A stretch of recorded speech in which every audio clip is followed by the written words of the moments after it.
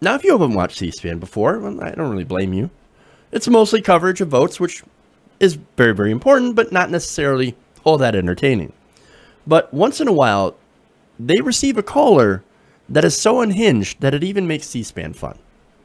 Now, Our Story is reporting that a Republican caller on Tuesday called in and told C-SPAN that single mothers were responsible for taking America backwards to the caveman age. Huh. Now, here's a caller. Now, he goes by the name of Paul, and he is a veteran from Alaska. And what he's going to do is he's going to explain how single mothers are actually terrible, and that progressives are not actually progressive, they're actually regressive. Let's take a look. And there's item after item that the Republicans support versus what the left, the progressives, which is actually regressives, see, because they're pushing us.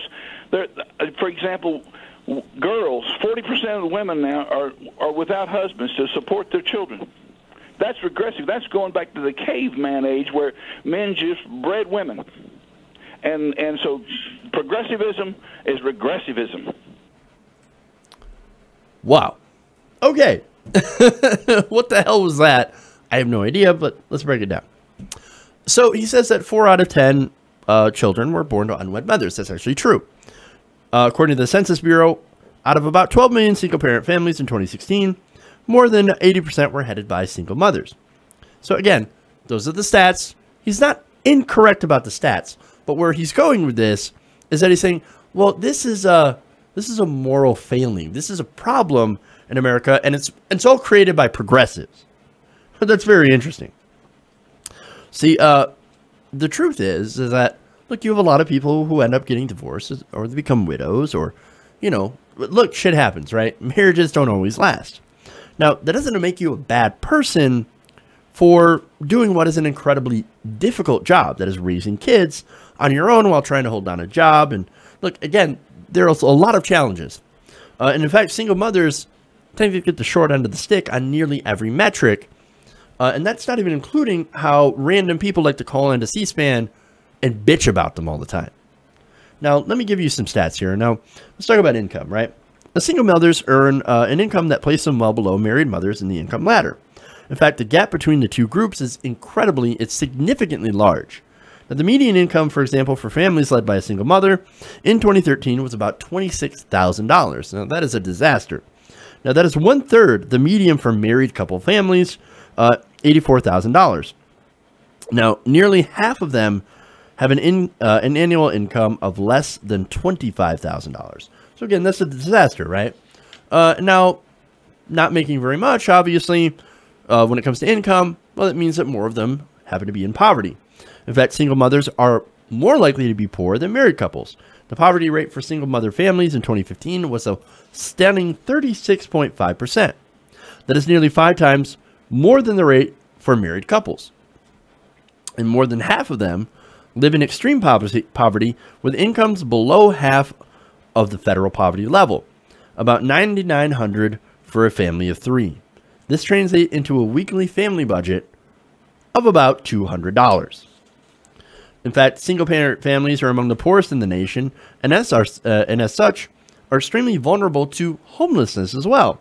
Among all homeless families nationwide, over 3/4 were headed by a single woman with children. 2/5 were African Americans. Now, people like Paul look at this and go, progressives, it's all your fault.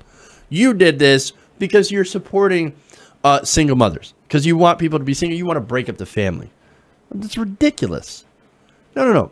See, how about he looks at the fact, and he should, but he doesn't, that progressives want to actually help these women by championing things like, I don't know, affordable childcare, so these women can go to work full time and not have to spend a fortune on childcare. Like, if you're working a low-wage job and you're trying to afford childcare, good luck, man. Good luck. It's not going to happen. It's incredibly expensive. Well, how expensive is that?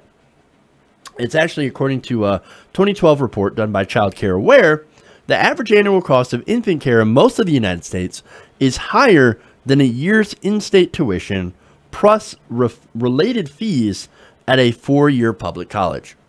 So that is incredibly, prohibitively expensive. Except for, of course, wealthier middle-class families, which happen to have 2 working parents.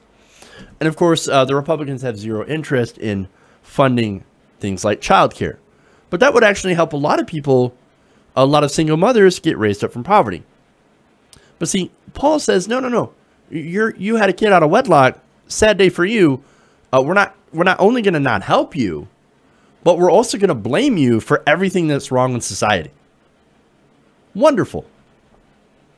Now, not only that, but as far as progressives go, we also believe in sex ed, right? That actually helps prevent teen births. And you can look at all the different places where they have abstinence-only education, and you realize that, holy shit, that does not work. Telling people not to have sex, good luck, man. It's like telling me not to eat a piece of cake. It's not going to go over well. That cake's gone. Anyway, look, back then, as far as teen births go, back from Paul's age, and I'm assuming he's an older gentleman, right? Since he served in Vietnam, so yes, he is an older gentleman. Back in his day, a woman gets pregnant out of wedlock as a teenager, for example, well, you're not going to have the means to be able to take care of a child. If that did happen, they just got married at a young age. And look, there's reasons for that, of course. Again, financial stability, and the fact that if you get pregnant in high school, back in the day, they kicked you out of school. No ifs, ands, or buts. You're gone. Oh, we can't have that in school. All right, we can't have you in school. You're gonna be a bad role model for all the other girls. They're all gonna want to get pregnant and ruin their lives too. Which is stupid and ridiculous, because if you're gonna be in school with a baby, you're actually still trying to better yourself. But anyway, they love to kick them out and punish them for having sex. So again, the woman didn't have a choice but other than to stay home and get married, and they were now financially dependent on another man.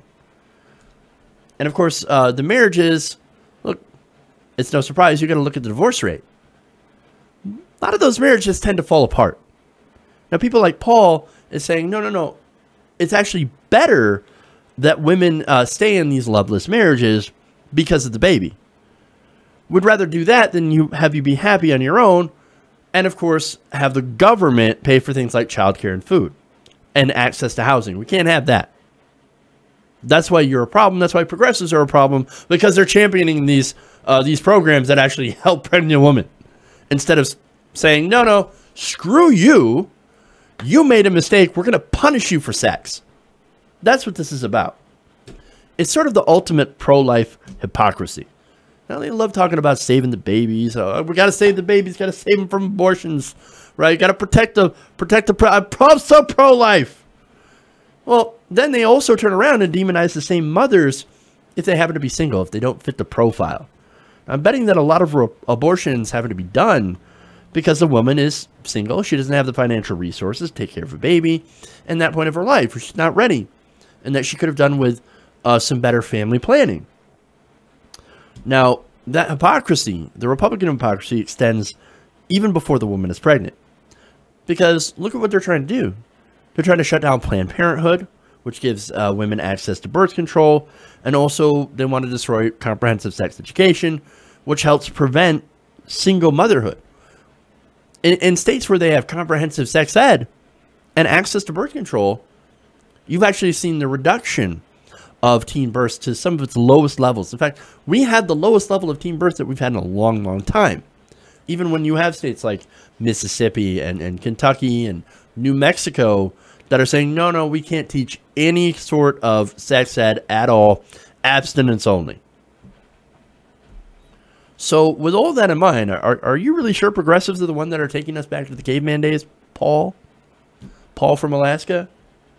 You know, here's an interesting fact as well. A little aside, right? Speaking of caveman days, recent studies have suggested that women actually played more of an equal role in hunter-gatherer tribes than we actually thought, which is really interesting. Now, that activity includes hunting and gathering. So maybe in a weird way, he is right. Because progressives, well, we seek to make sure women are treated equally in today's society, unlike the right wing, which wants to turn women into something that's not traditional. They want to turn them into married, stay-at-home baby factories. Hey everybody, thanks for watching this video. If you want to see more like this, please hit the subscribe button below. And if you want to support truly independent progressive media, please consider becoming a patron at patreon.com/TYTNation.